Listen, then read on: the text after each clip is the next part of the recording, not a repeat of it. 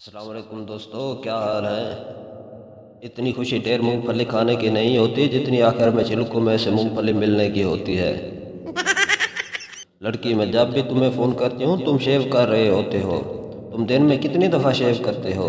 लड़का, यही कोई 30-40 दफ़ा। लड़की, तुम पागल तो नहीं हो।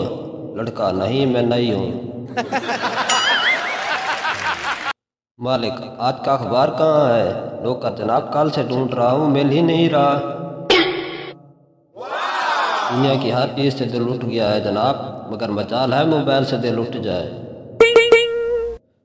आदमी, यार ये मोबाइल तो मुझे कंगाल कर के छोड़ेगा। दोस्त, वो क्यों।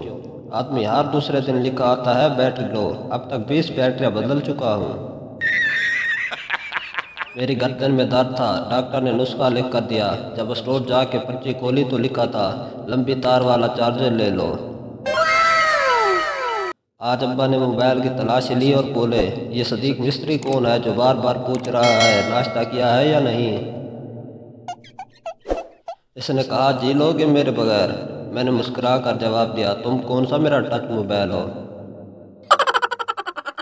तेरे होठों पे जो उदासी और आंख में जो नमी है, दूध पिया करो, कैल्शियम की कमी है। हर चीज़ का जिम्मेदार इश्क भी नहीं होता।